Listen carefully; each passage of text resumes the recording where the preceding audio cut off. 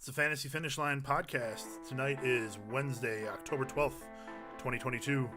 It's week 6, and we are going to do a drinking game of ice and fire.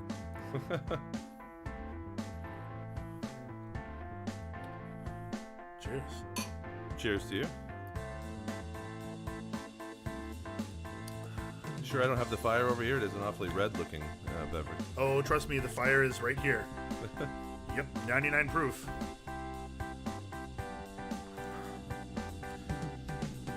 All right. Hello, everyone. Thank you for joining us. This is the Fantasy Finish Line podcast. We are Dave and Jason of drinkfive.com.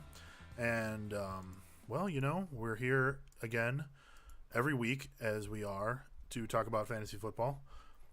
Tonight, we're going to be covering, we've been trying to do themes this year just to entertain ourselves, I think. Hopefully we entertain you as a side effect. We're going to do a little fire, a little ice to call back to Game of Thrones, and then a little green, a little black to pay homage to the current show, the Hot D, as the creator likes to call it, House of the Dragon. And first, we always must talk about what we're drinking. Okay. You have a beer that is unrepresented by a can on the table. So, pop quiz hot shot. What are you drinking? I don't actually remember the title of this beer. I think it is a Wild Little Thing, which is a sour Sierra Nevada. Okay, and that fits their naming scheme. I've often purchased the giant variety packs from Costco because I think they're a good deal and they're decent beers. Mm-hmm. And so these sours find their way into my mini fridge, and then from there into me. And that's the path that I like things to go. You're merely a conduit for the beer to find its way to your stomach. The mini fridge is a conduit. The mini fridge is the conduit. Okay, fine. All the things are conduits, yeah. Sure. But I like the sour beer. And I know we have a whiskey here as well. And the whiskey was brought to fruit by your recent birthday. And this is true. This particular whiskey is called Old Scout, a straight bourbon whiskey. Oh, yes, 99 proof. It's really good, though. It's very smooth for 99 proof. It says it's non-chill filtered, so that means they removed all the chill before manufacturing this. Or bourbon. They used no chill at all in making it. Yeah.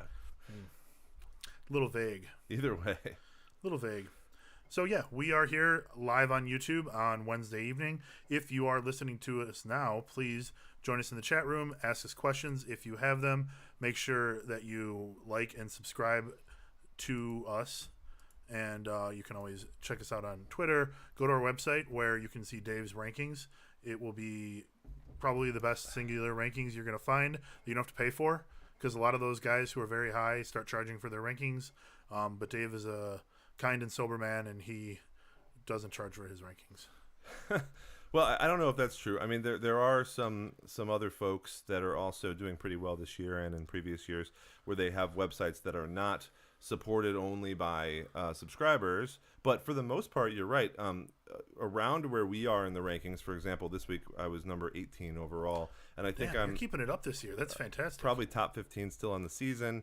But if I look at the kinds of websites that are around us, and you've got Sports Illustrated and Fantasy Pros and CBS Sports and the Action Network and Yahoo, and a lot of those do require some sort of subscription to get all of the information. So what is good about Drink 5 is that all of our stuff is freely available from the website. We distribute it on Reddit, and of course also participate in a lot of Fantasy Pros Ask the Expert kind of material throughout the year.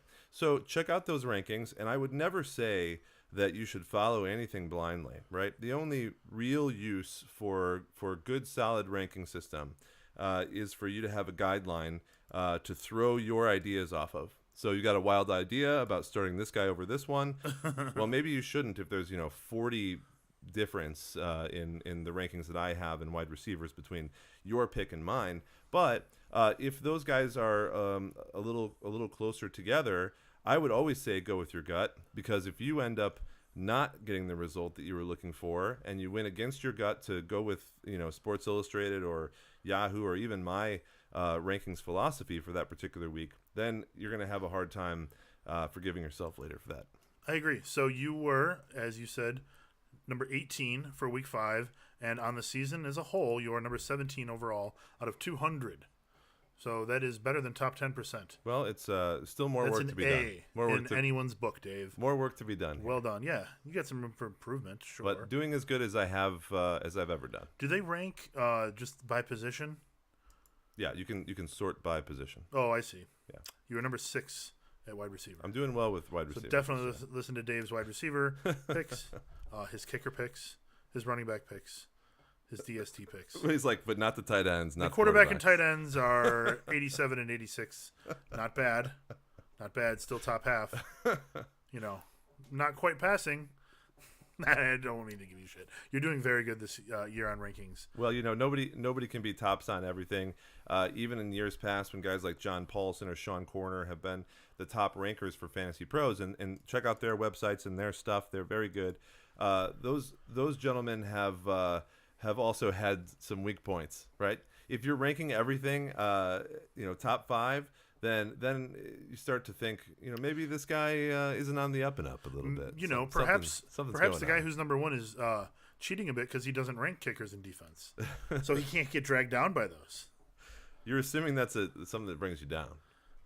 They do discuss the methodology. If anyone is confused as to what the hell we're talking about, Fantasy Pros is a website that aggregates fantasy expert rankings as long as they are submitted to the site. They don't just pull them off of the internet. They kind of vet them a little bit so that they know that you're actually someone who put some time and thought into this. And Dave is, they can give you expert consensus rankings. Dave is one of those experts, and among them, he is better than 92% of them all. Well, that's great, and I appreciate that you find that to be a positive as well. I'm enjoying it this year, but let's move on from that. Yes. Check out the rankings in general. The expert consensus ranking, which is a grouping of all of those things, is a very helpful tool as well. If you don't want to, subscribe to just one particular expert's opinion, you shouldn't subscribe to one, as you said. You should, check them all out. And I need one more little break and a sip before we dive into the whiskey segment. We're just going to do 5-minute segments. It smells so good. Cheers. Yeah.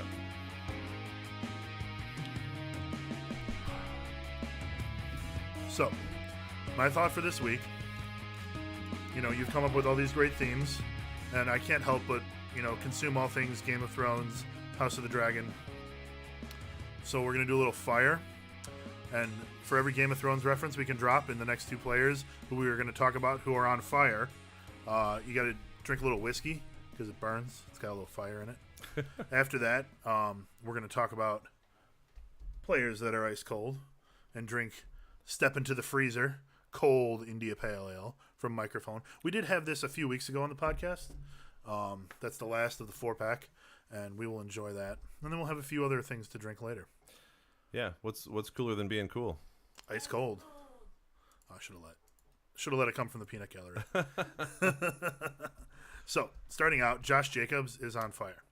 He has 368 yards from scrimmage over the last 2 weeks, and that gives him 619 yards on the season, and that's good for 3rd in the league of overall yards from scrimmage. And he's ahead of all wide receivers in their yardage totals.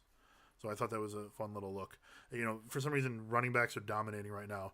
One of the things that we've looked at in the past is wide receivers playing well early and running backs playing well late, and the opposite seems to be true this year. So maybe that's a deeper dive for another week.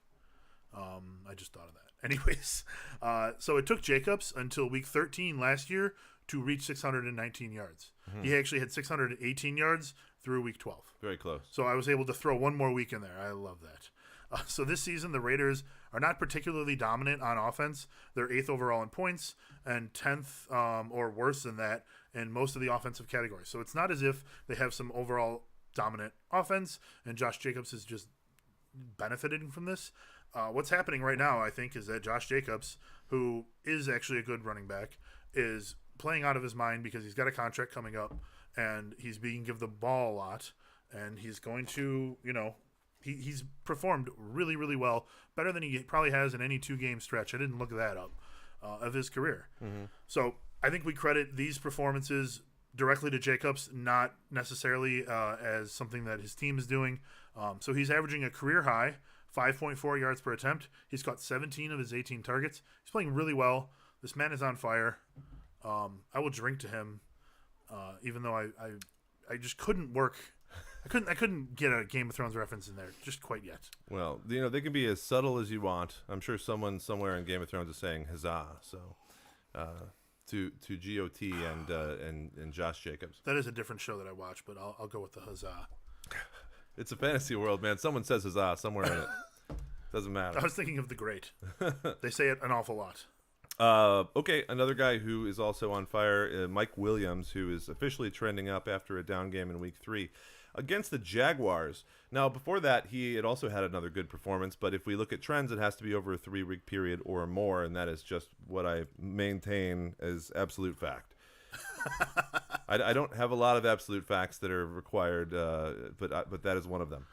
So keep in mind that was the down week that started this upward trend over weeks 3, 4, and 5, where the Jags just beat up on the Chargers 38-10. Yeah. And Williams in that game had only one grab for 15 yards, but it was like a back of the end zone, over the shoulder, beautiful catch. It's one of those catches that should count for like 3. Yeah, I don't know how style points should be worked into the NFL, but I think they should be worked into the NFL. Okay. At least in some kind fantasy of football, arcade version or a fantasy football. Yeah. Like everyone has to vote on like the best plays of the week, and those plays get extra points. Well, you and I know that would never happen. Like, if you're the commissioner of a league and now you have to have someone vote on things every week, like that's just gonna be rough. It's hard enough getting 10 guys or 12 guys together at one time in a room to draft. And that's exciting part about it, right? Right. I don't know. Possibly. I like those arcadey versions of things.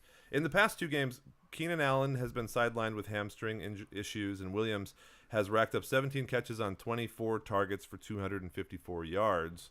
He's on pace then for 150-plus targets this season. And I'm not saying that he's going to reach that number, and certainly I do expect Keenan Allen to be back at some point, whether it's this week or the following week. He is doing some limited side work at the Chargers practice today. And that's the first time in a couple of weeks that he's been back to do a little bit of practice, but it's not the regular main drills with the team. So he's clearly just walking his hamstring back into good health. So probably at least another week or 2 for him. Yeah, I don't know. I mean, so if we're seeing him practice, I'm sure they'd like to get him back soon, but I think it would be pretty likely that he still doesn't play for one more week. Yeah. And I think that we have to realize that Williams has done a lot to solidify his presence on the team. Over the past couple years, people were always like, well, they have Mike Williams, but how long will they have them? Well, they have Mike Williams, but he's not really consistent. And then the Chargers went and gave him a 3-year, $60 million contract when during the offseason, most people thought they were going to have Allen and Palmer and let Williams go because he would have been a free agent. Well, they signed Williams because the Chargers pay their debts. Okay. Well, cheers to that. But it says a lot about his future in LA. And to add another reference, I think starting Williams should be paying off dividends as if you were a key holder at the Iron Bank of Bravos. Oh, very good. Very good. Drink up. Cheers. I'll drink to that one. To the fire. It was lovely. Copyright infringement. Except that we want to stay on YouTube and not be taken down. That's right. Whew, okay. That fire part certainly worked. I mean, not quite as fire as the 667,000 Scoville hot sauce that we had. What hot sauce was that, Dave? Eye of the Scorpion is a sauce that is mostly scorpion pepper, and then after that, they put a little scorpion powder in it just to make sure that you really got scorpioned. So it's the eyes of the scorpion almost. I think we'll probably do something like that again, maybe this season with some other sauces. But I would totally do it twice in a year. If you haven't seen it, it would be fun to go back to, I think it was probably week 3 or 4, and watch the hot sauce challenge that we did. Very entertaining. Yes. Although maybe more Might for have been me, week 2. Maybe more me than Jason, since he was like, "Why aren't you sweating? I don't understand it." How come you can still talk?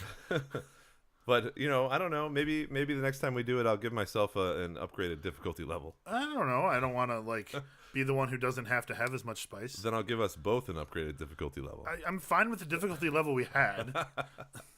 We will have to go from hard to expert. Oh. But sometimes you got to beat the game on hard a few times before you can move to expert. That's true. And if anyone's ever played Halo, you certainly don't want to play the Hot Sauce Challenge on legendary difficulty. Okay. Gotcha. So we're going to switch to icy cold players right now. The ice. So we'll take a drink of nice cold beer for every Game of Thrones reference and double if it's about the North. So after winning the Super Bowl last year, former NFC North player, and this one doesn't really count, Matthew Stafford, can't find any fantasy success this season. Stafford's touchdown to interception ratio is an abysmal 5 touchdowns to 7 picks. He's throwing interceptions at a rate he hasn't seen since his rookie year. Yeah. Yeah, it's like 7% of his passes are interceptions now, I believe. I'm trying to frantically look up that. But what I can say, he did Sounds lead about right. the league in interceptions last year. Okay. So it wasn't as high of a rate, but he led the league in interceptions last year. This year, he is throwing an interception 3.6% of the time. Okay, so only half of what you were accusing him of, but still a pretty horrible percentage of passes are interceptions. But I mean, he's been lower than that. His worst season was 2.8, which was last year. Other than his rookie year when he was at 5.3, which I mean, a lot of players' rookie years are going to be that high. So like he's, as bad as he was when he was a rookie is really not. So what's the difference between last year and this year? What is Stafford missing that he had last year that made him a better quarterback? So this year he's getting sacked a lot. I think that has to do with his offensive line. Perhaps the fact that his offensive line had to play so many games last year and the last few years, honestly, because they've been in the playoffs and deep in the playoffs lately. He has his worst quarterback rating since 2012.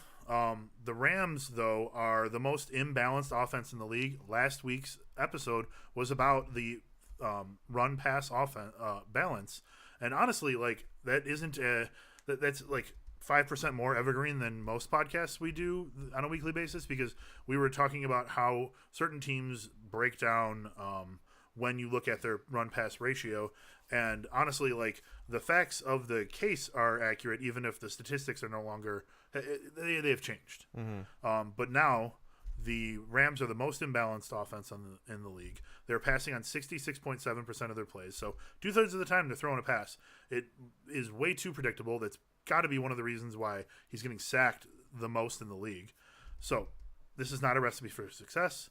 Stafford is just the QB 23 this season. He was drafted as the QB 12 coming off of a season where he averaged 20.4 points a game.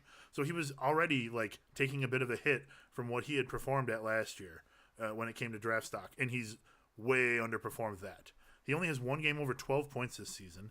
He's coming in behind players like Jacoby Brissett, Marcus Mariota, and those guys aren't even sniffing the chance of being rostered in a single quarterback league. So Stafford and the Rams are as cold as ice. And as long as they keep putting up the 29th ranked offense, you can go ahead and just send Matt Stafford to the wall. Oh, there's a good reference. Cheers to that. And I have Stafford in 2 leagues, so I completely... Is it at least one of your like Superflex leagues? Completely understand. Yeah. No. Oh, send him to the wall. But a dynasty league where I think he could improve, and I'm just not going to play him until he does. The other league, I've officially gotten rid of him and replaced him with someone else, because at this point, you can just send him off to fight in the Stepstones then. Anybody. Well, cheers to that as well. And anybody else who's in the top 20 quarterbacks on a weekly basis has like a probably 50-60% chance of doing better than Stafford. So. Okay. Yeah, I mean, pretty. One game over 12 points is just. Ugh. I was looking at Lamar Jackson. He has 2 games with 15 points this year, and it feels like terrible games for him. When really, like, a 15-point floor is awesome. Yeah, I mean, you're always going to have games, especially when you're a quarterback, where you're simply not throwing the ball for too many touchdowns because of stuff that's happening otherwise, whether defensive or rushing. But all the players we're going to talk about here under the ice, of course, are those players that are not scoring a lot of points on a weekly basis. And the guy that I wanted to touch on is Juju Smith-Schuster. He's having a rough go of it in Kansas City. Has yet to score a touchdown, despite being hyped up as a centerpiece of the Chiefs' offense this season. And he may have been the prince who was promised for many fantasy teams this year, and we'll drink to that. It was strained, but I'll allow it. It's not that strained. You're right, because I definitely drafted him in at least 2 leagues. I think most people were like, it's not Mecole Hardman. Sky Moore's not going to come out of it like that. Marcus I got him in a Valdez dynasty Scantling league, and I'm like, yes, Tyreek Hill or Travis Kelce's getting older. Tyreek Hill is gone, and everyone thought, is certainly among the fantasy football pundits, that Juju would definitely be taking that crown, if not as king, at least as prince, right? Because we know the king there is either Andy Reid or Patrick Mahomes, or whatever rat king they become later at night after the game. Cheeseburger King. But regardless, we talk about Juju. He was someone who was very hyped up, and he's been targeted a lot over the past 3 games. 8 in each matchup, 8 each time. It's like Patrick Mahomes has a little checklist. He just marks it off. He says, all right, 7, all right, 8, that's enough. Now he passed to people that are doing well. But he's averaging just above 7 points per game in that stretch. So 8 targets in each matchup over the last 3, averaging only just above 7 points in that stretch. Now, he's also averaging under 7 points per game over the season so far, so over 5 weeks. With that stretch of points, giving him all 5 weeks to gain more chemistry, to break out a little bit from all the other receivers on that team. And granted, when you watch a Chiefs game, you really see that Mahomes will spread it out to 8, 9, 10 guys. He does. Mm-hmm. But that's not going to be helpful for any wide receivers at all in this current lineup. He's not a starter then in 10 or 12 team leagues. And in fact, I don't do the cut list every single week. I did one last week. Check it out on the website. But I would put Juju on a 10-team cut list. I think this week it would be the send him to the wall list. Yeah, yep. There you go. So I am suggesting a cut in a small league with not a whole lot of depth. In other leagues, you can hold on to him because with his target share, there's certainly a possibility that he could come up out of that and start performing in a more consistent basis. Remember, in Week 6, he's facing a Bills team that could end up a shootout, but more than likely, the opposite will happen, at least for Juju. And a Bills team that has allowed the 6th fewest fantasy points per game to opposing receivers is not going to give a whole lot of points to a receiver who's been underperforming all year. Winter isn't just coming for Juju. It's already here. Oh, all right. Cheers, buddy. Poor Juju. I do like the guy. Former Steeler, did really well with Ben, but cast him off into a foreign land and let him get eaten by the dragons. Yeah, one of the things that we talked about last week when we went over the Jets being a very pass-heavy team is that they spread the ball around a lot. The Chiefs were actually one of the examples of one of the most well-balanced team, but they still spread the ball around a lot, and as a result, both teams don't have great, viable pass catchers. The Chiefs only have Travis Kelce, who has 33 catches, with Juju at 22, second on the team. Yeah, we can't necessarily fault the team for passing the ball around. I mean, the Chiefs are doing well as an organization this year. It's usually a recipe for success. Like, what is good in football is not always good in fantasy football. It's hard to translate things that don't show up as easily on the scoreboard to fantasy football. Okay. But yeah, like Travis Kelce had one of the weirdest weeks this week. He had 8 catches for 25 yards and 4 touchdowns. Very, very impressive. He's actually he had his fewest yards per catch in any game in his career and the most touchdowns of any game in his career by 2. He had only ever scored 2 touchdowns in any game, and he scored 4 this week. I like stats. I'm not one of those people that gets all crazy about, like, on cloudy days before 3 p.m. Travis Kelce does his best. Well, those two things don't really mean anything in the long run. I'm just saying people love stats, and if you do, you should pay attention to Jason's column that he puts out on Mondays. That is fantastic. So pay attention for thank you, Dave. This coming week. But what I was going to mention, I aim for Mondays anyways. My aim's not always great. Just as an aside, I was just going to mention the fact that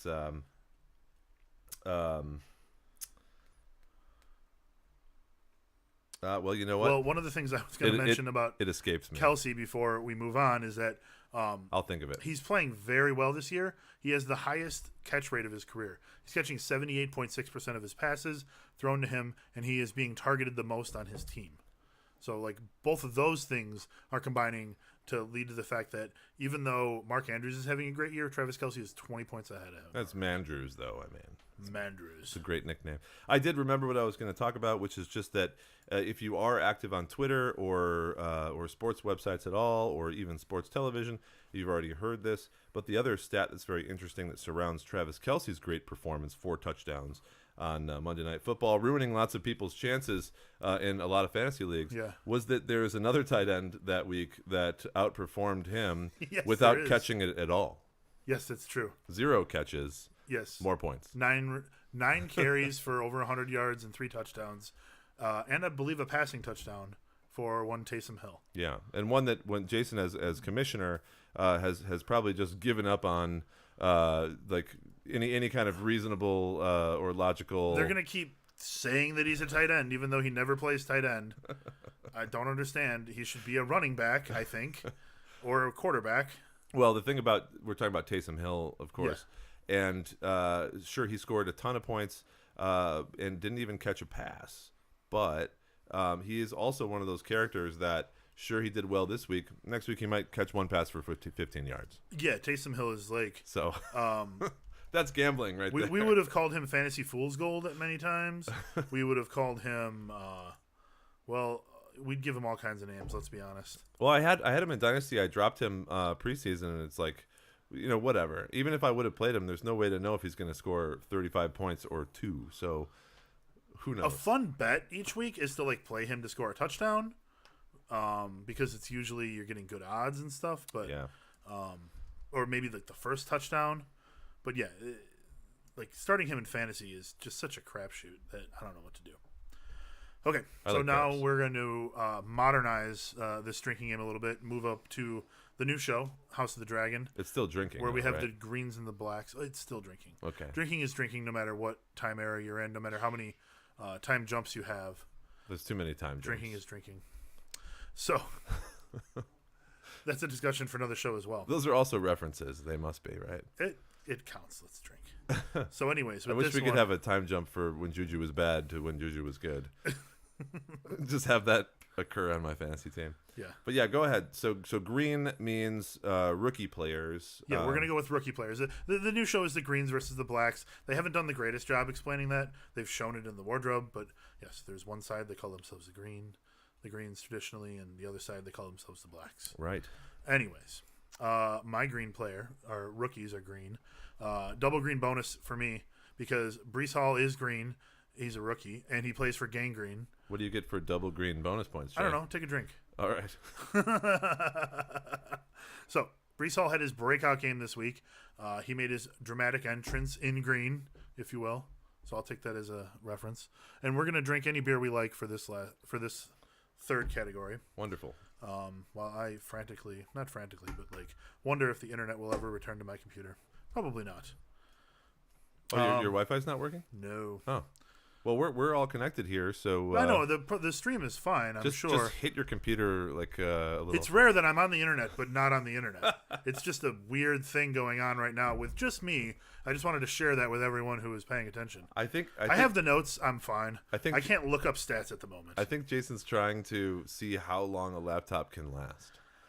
I should just go ahead and pour some more liquor on this during a podcast and just get a new one. Yeah. Maybe it'll work better. It depends on the liquor. It probably won't make it faster. Probably won't make it Don't pour any Sambuca better. on your laptop because that cannot possibly. I'm going to miss the... I won't miss any of these stickers. He's looking at the stickers They're on fun. the back of his laptop. The Humble sticker is probably the one I'm most fond of. That's from 2013. That's Humphreys McGee? I got that sticker, after I got this laptop. So that's an old fucking laptop. Yeah. Well, you said it was almost 10 years old, right? Yeah, it is about 10 years old. So imagine the kind of phones that existed 10 years ago. That's when that laptop came out. That's when they had the iPhone 3. The iPhone 3. Yeah. I didn't have the iPhone 3. All right. So Breece Hall... yes, Breece Hall had his breakout game. He scored 26.7 fantasy points, and the Jets demolished the Dolphins 40-17. So he had 197 yards from scrimmage. He had 2 catches for 100 yards. That's a wonderful average, 50 yards per catch. Mm-hmm. Can't beat that. What if he does that all season long? Yeah. He won't. He had a 79-yard reception, which is an early leader for the longest non-scoring play of the season. They were on the 80-yard line, and he caught a pass for 79 yards and was tackled at the 1. Although, to be honest, he was tackled at, like, the 12 and just dragged the guy for 11 yards. Yeah, the problem is Agent Carter. Yes. It closed out the first quarter. They swapped the side of the field. He got a break, and he was vultured by Michael Carter. Is it Agent Carter, or did you just come up with that? No, that's a thing. I thought we were drinking for Marvel references as well. That's next week. No, it's not next week. We're not Maybe. doing Marvel. I don't know. It's possible. Just not DC. Anyway, putting my personal prejudices aside. Prejudices. I've had some whiskey. Some. That's a difficult word. But Michael Carter had 2 touchdowns in that game. Oh, that's great. So what I'm saying is, Well, Brees Hall had a touchdown too. you got to love Brees Hall. He clearly has the job. Oh, clearly. So he's the RB10 on the season. He's trending up over the last 3 games. We love to see that. 3 games in a row. That's a trend. Dave says so.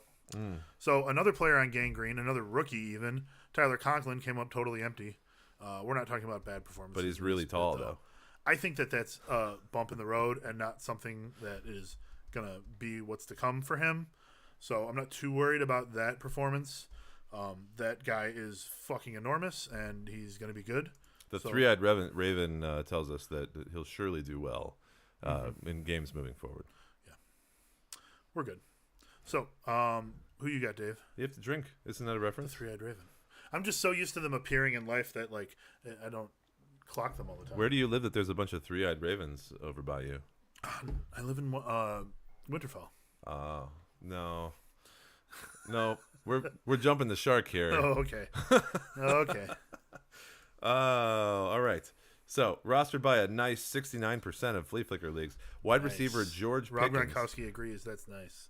Wide receiver George Pickens was selected in the second round of this year's rookie draft, number 52 overall by the Pittsburgh Steelers. Although he did showcase a bunch of really cool plays, very talented guy, obviously, over the first couple years of his college career as a Georgia Bulldog. He tore his ACL in spring practice in 2021 before the season actually began. So that limited his visibility to prospective teams, and it pushed his value down from the first round into the second.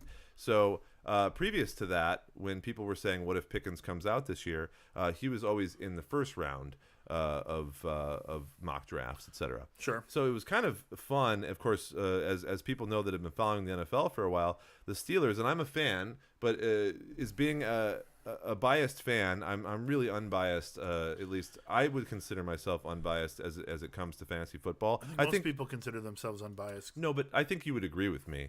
I'm not like trying. No, you're good about that. I'm not trying to like. You're good about that. You don't do homer picks in fantasy. No. No, you're fine. So thank you for that. Yeah. I'm good. If you were like a Pittsburgh Steelers homer, I would have to like mention it at the beginning of every show because there's shit on the wall. Yeah. Well, anyway, the reason why I'm bringing that up is because Pittsburgh is known to draft wide receivers really well, train wide receivers really well. Of course, they have guys like Emmanuel Sanders and Antonio Brown and Juju Smith-Schuster and the guys they have now, Deontay Johnson. Hines Ward was great. So they've been really good Antoine Randall at recognizing talent from the draft and then training that talent up. So when I saw that there was a first-round draft pick that dropped to the second, and the Steelers picked him up and were excited about him, man, well, I knew that guy had something in him already, right? Yeah. And so Pickens found some pretty good early success and good chemistry with his fellow rookie quarterback, Kenny Pickett. So I've got a double here, too. Not a double green bonus, but 2 rookies for 1. Fantastic. Now, Pickett... I can drink for that. Pickens seeing his usage grow as soon as Pickett seeing his usage grow as soon as Trubisky was benched. I confused them earlier today when I was talking about them. Well, Pickett and Pickens for Pittsburgh? I mean, it's ridiculous. And people are calling Kenny Pickett Pittsburgh, which I think is funny, but please don't do that because... You even wrote Trubisky in the notes. Then they're just going to be doing pick sixes all day. I'm like, we don't need Pickett sixes and stuff. Like, stop that. Just stop it. Anyway... The point is, Kenny Pickett, when he came in during the Jets game in replacement for Mitch Trubisky. Yes. I wrote this fast. Or if you're in Chicago, it's Trubinsky. I wrote my notes fast. I heard a Trubinsky dropped at work today. The Trub Tube. Yeah. I think Trubisky is a great backup that that is never going to be a starting caliber quarterback. I think that's what it is. Yeah. And so when although we probably said that about Geno Smith, and look at him now. Yeah, well, the season hasn't run its course yet. Well, spoilers as well. And so when we get Pickett in there, it changes the demographics, the demographics. The analytics of like who's getting what and what the passes look like and how deep they are, it all changes because the quarterback is fundamentally different. The demographics are probably about the same. They haven't changed. There's no Cole Beasley suddenly being hired to that's Tampa Bay. So he's retired now, sir. So averaging just 4 targets and 3 points per game in weeks 1 through 3, George Pickens, now with Kenny Pickett as opposed to Mitch Trubisky, is now looking at 8 targets and over 12 points per game in the last 2. So that's a big change. Yeah. And the Steelers' struggling offense and rookie quarterback can't support the fantasy value of 3 wide receivers currently. Of course they can't. Now that just makes sense. But it looks like George, and this is a reference for you if you didn't catch it, is writing his own chapter in Steelers history. Unconcerned with conventional logic and filled with enough ambition to overtake Chase Claypool entirely in the offense. Does this mean that his story is never going to be ended? And cement himself as the number 2 wide receiver. But if he writes more than 3 books, we'll never see it. We'll never see the 4th. Gotcha. So he better write his story with an ending in sight. Yes. So I think he'll be the number 2 wide receiver on the team over this middle to second half of the season. And Claypool is a great jump ball guy, super athlete, Mapletron I love, but he's certainly not demonstrating and really fighting for that position on the team right now. It looks like Kenny Pickett loves George Pickens. God, I hate that so much. And Kenny and George. And we thought that there might be an issue with Deontay Is it Johnson. 1972 in Pittsburgh? No, it may be. I mean, Kenny's from Pittsburgh. Is he? Yeah. Oh, so like they love him there especially, And he was. Did he go to college around there too? Yeah. He went to college for Pittsburgh, so he literally practiced in Heinz Field, now Acrisure Stadium. Okay. So like when he went to his new locker, it was just a different room. It was just a different room. Yeah, like he already went there every day. He's like, I got a new job, but I'm in the same damn building. Good and bad, right? Sure. Like I wonder what it'd be like on the other side of the hill, but I must stay on this side of the Three Rivers. Well, it's like getting a corner office, I suppose. You went from like having a cubicle as a college player to getting your own office as a pro. Yeah, yep. You're just upgrading. You're in the same office building. But so over the last 2 weeks, George Pickens, wide receiver 18 overall in fantasy. And we were talking about earlier Breece Hall, right? And Breece Hall is the RB10 on the season. But Breece Hall got those opportunities starting a little earlier than Pickens. I still think there's a lot of well-performing rookies this year. Chris Olave and numerous other wide receivers. But I think that this wide receiver class is another one that might go down as a really big legacy class when we look back on it a couple years from now.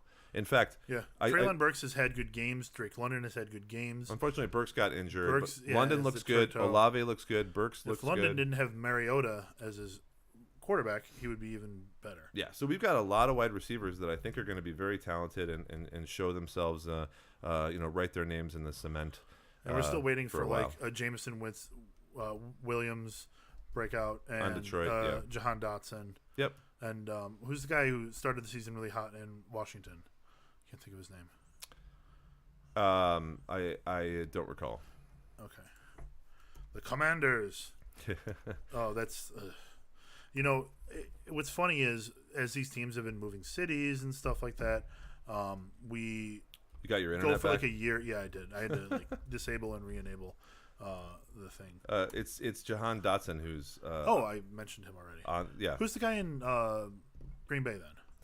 Oh yeah. So there's 2 rookie receivers, and actually the one that's doing better was drafted with a lower pedigree, but one is Christian Watson, and the other guy's Romeo Doubs. Romeo Doubs, not Dotson. Well, Christian Watson is the higher. I confused Doubs and Dotson. I think. At least their names are similar. Well, anyway, the point being, this is one of those years where people were like, I don't want 22 picks. I want 23 picks. And I don't know who these people are that are deciding which year is supposed to be better than the others. But let's not kid ourselves, people. Let's start deciding like years after instead when you actually know what happened. Well, I just mean as far as dynasty or keeper or whatever, even redraft leagues, when we look at these receivers now that are coming out over the past 5 years and those classes, not just receivers, running backs, quarterbacks, but receivers, there's more of them, right? There's more of them. There are. Bigger sample size. We're seeing guys that are more athletic, making bigger plays and stretching the field longer and being faster and taller, bigger than the athletes in the past. And I think it's happening on a grander scale over the past 5 years than it has previously in perspective. And certainly when we look back at those big classes from 20, I think 21 was a really big class, 2020. Yeah. And 2019 maybe.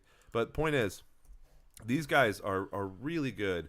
And I don't know who's telling us that, like, it's not this year, it's next year. But he's probably the one who wants all of your picks. He's just going to take all the picks. Yeah. But yeah, in 2020, we had Justin Jefferson, CeeDee Lamb, Jerry Jeudy. Yeah, that was good. Brandon Ayuk, T. Higgins, Henry Ruggs.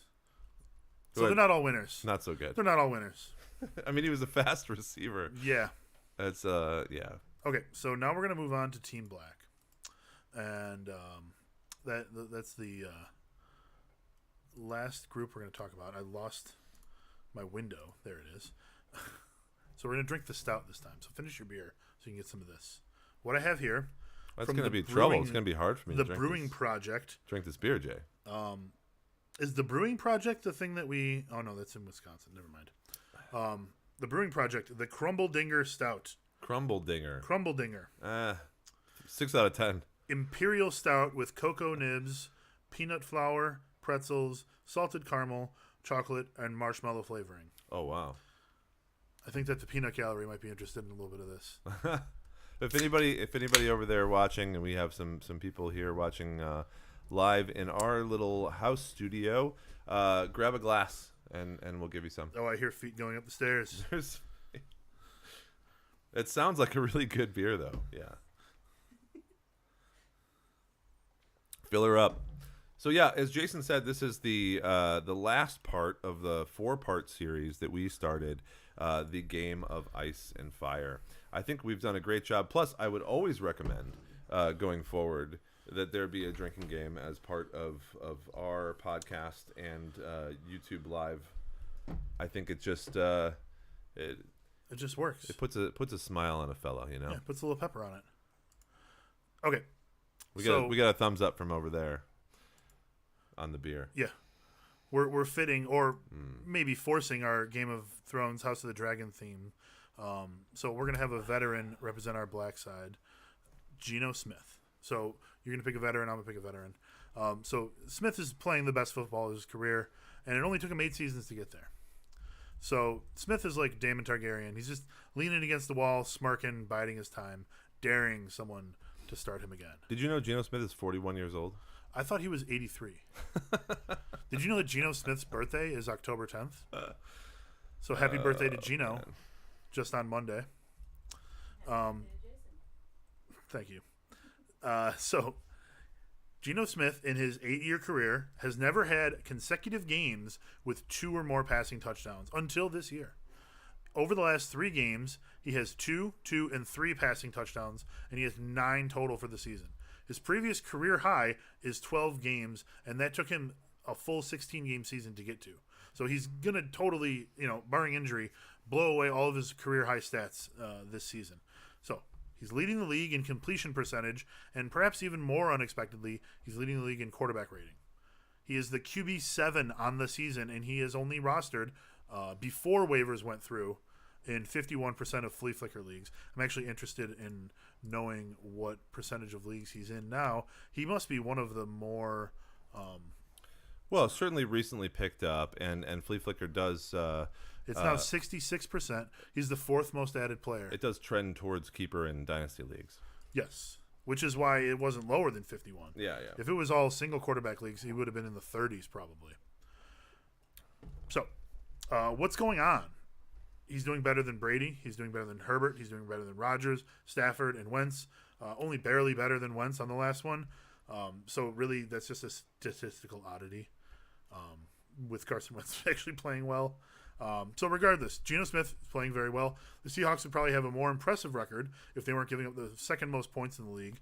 The journeyman, as they say, has found the fountain of youth in the Pacific Northwest. I wish I could have figured out one more last reference in there for Geno Smith. But what I think of Geno Smith is that they have so much talent at wide receiver. And we thought that maybe that talent would go to waste without Russell Wilson there. But it turns out that talented players are just talented, and they're going to do their thing. And Geno Smith was worthy of being an NFL starter, clearly. We all weren't sure about it, and maybe he was always in the wrong situation. But he was definitely worthy of it because he's playing very well this year. I don't think this is just a flash in the pan for him. I gotcha. But remember, Jason, especially in playing in so many leagues as we do, sometimes secrets are safer kept hidden. Some secrets are too dangerous to share, even with those you love and trust. Okay. Shall I drink for that one? Yes, it's a quote. Yes, I know. Yes. Are you going to tell me about the prince that was promised now? No, I already did that. But I will say, keep in mind that Are you going to confuse me about who the prince was promised? And I'm going to draft all the wrong players now? I mean, we still don't know if it was Daenerys or Jon because technically in High Valyrian, the prince, the word for prince doesn't necessarily. The word they use doesn't have a sex to it. Yeah. Well, that's very PC of them. Well, there we go. Did you watch this week?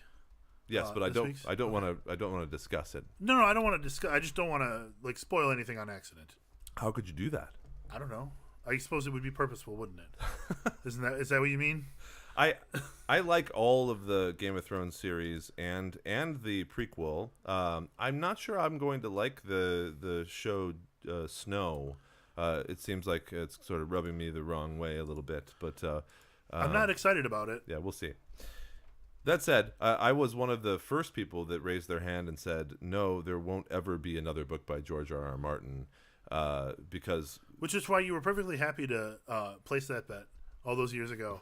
It will never have to be You know what it reminds me of is when you would offer to split a lottery ticket with me and I would say no. Hey, we won once. And then, but if I would say no and then it was a loser, I would feel like I won.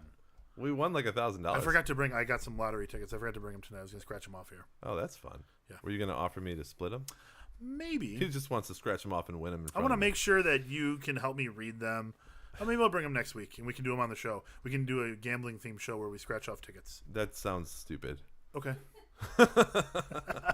Hey, it's just a brainstorm here. It's just Sometimes it's just a brain shower. It's going to be a bunch of vibration in the microphone. Yeah, not ideal, my friend.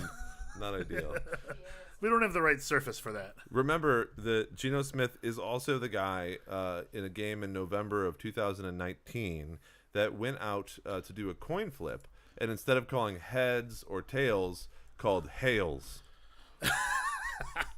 Is that better or worse than the time when the coin landed vertically? Yeah, it was neither. That was the best.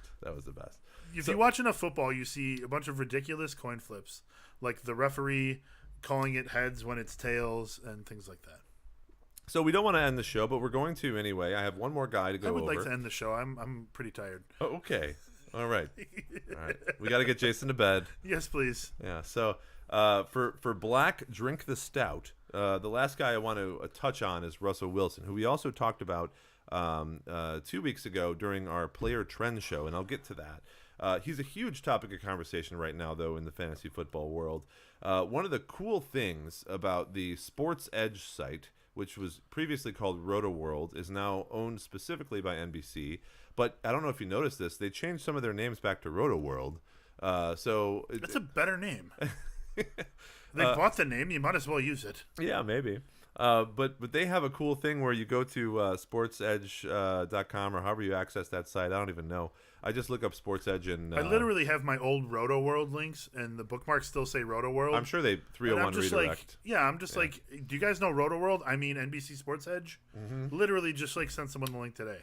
Well, it is a great site. So if you're introducing someone to football and you want up to the minute news, they're just getting stuff from Twitter. I don't want to just pass all of you on to NBC's sports machine. They do different things than us. Well, no, we're not going to be. We're not a machine. Setting our crew of 20 people on pulling all the stuff from Twitter.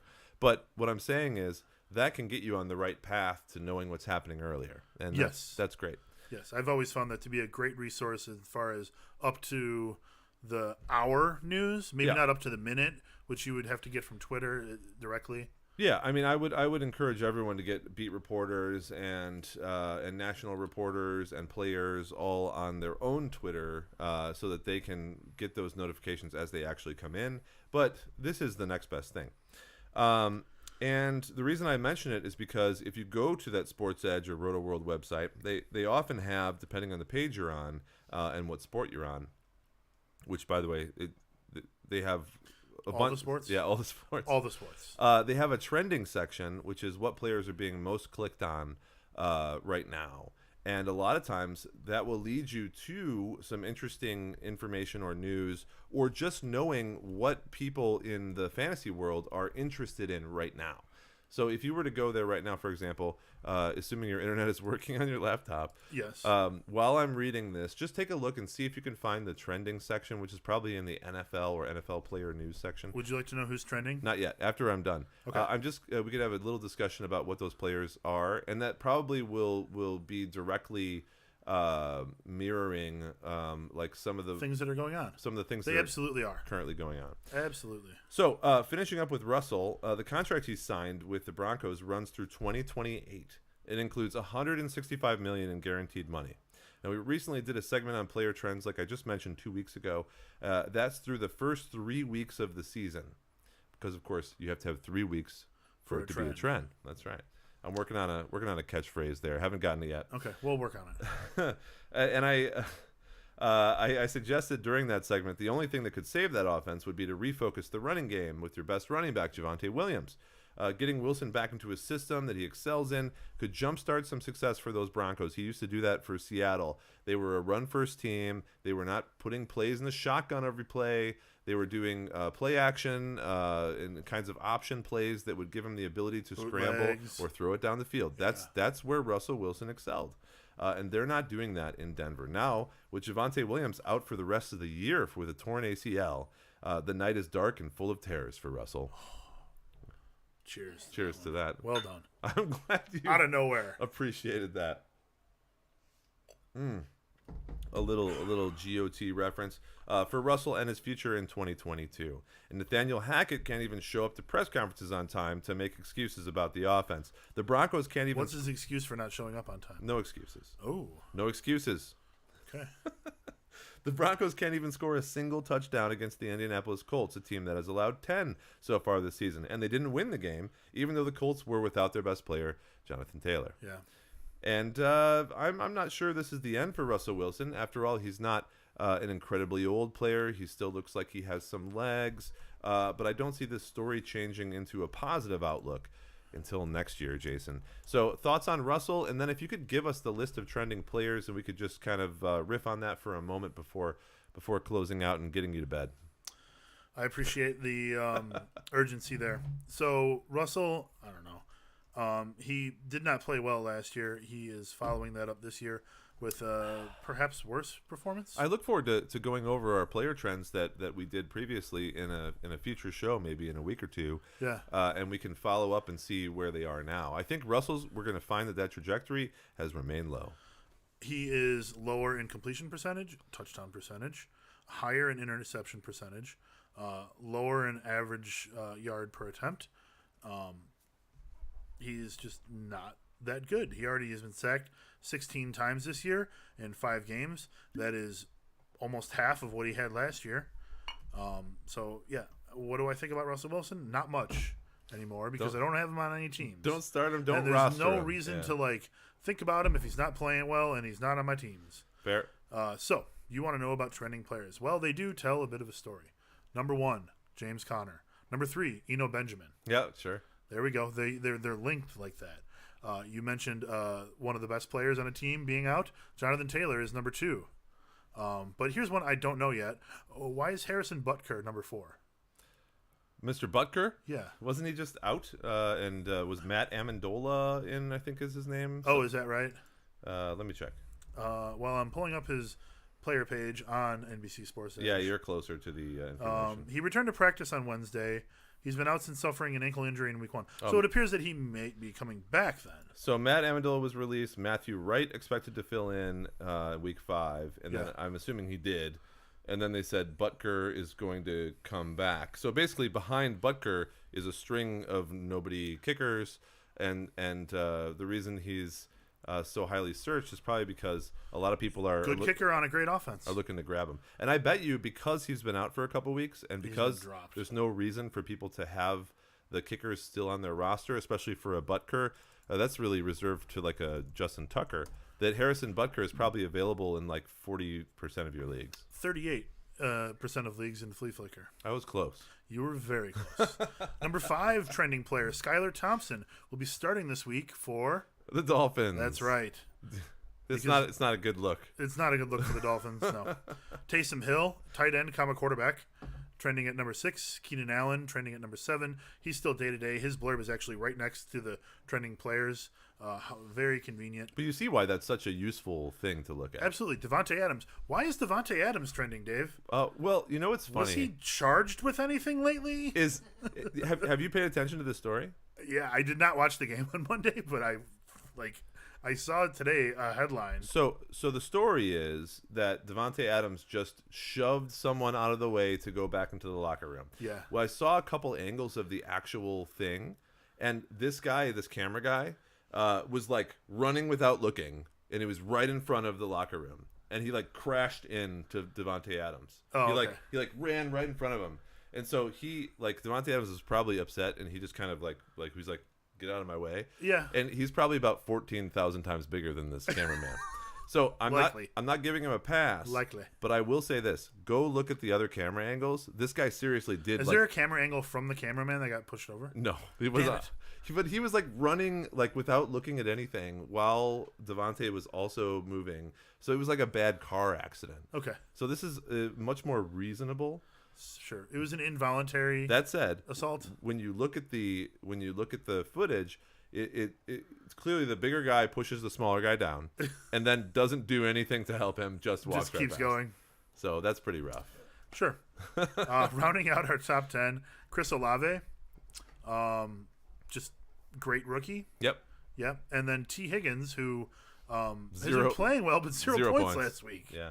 Well, he went out of the game after I think a couple of series with some kind of an injury. Let's see what they say about one T. Higgins. And poor Bengals. I mean, like he did not practice on Wednesday. Their coaching, he's day to day with a sprained ankle. Their coaching is just not doing them any favors. They're a talented team. According to Zach with a C and no K. Not really doing very well. Not doing nearly as good as they should offensively. And don't know if that's a problem with Burrow or if it's a problem with the offensive coordinator or what. But to quote Roto World Player News, as it's tagged now, Higgins is no stranger to playing through injuries. They're playing our game too. We'll drink to them and thank them for all the work that they do in keeping us up to date on player news. Yep, you got it. Well, it was a lot of fun tonight, Jason, and I concur, Dave. I look forward to next Wednesday. And if anybody has any questions that they want to ask us between now and Thursday Night Football, a really quick question. Give me your first impression. Sure. Should someone hold on to Freiermuth to start, or should they pick up another tight end this week to start? Freiermuth doesn't have a big history of sitting out for more than one game, but he just had a concussion, and based on the league concussion rules, I would make sure that you have another option. All right. I mean, I think the only thing that the league concussion rules did that changed is that now if there's ataxia symptoms on the field, they are definitely taking the player taking out. them out instead of before when they could technically go through the concussion readiness test. Okay. But I've seen nothing that says that Freiermuth will absolutely play. So. All right. Well, thanks for that last little bit. Yep. We'll see you guys. The great music you provide every week for the show. We'll see you guys all next week. Thanks, everybody. Drink 5.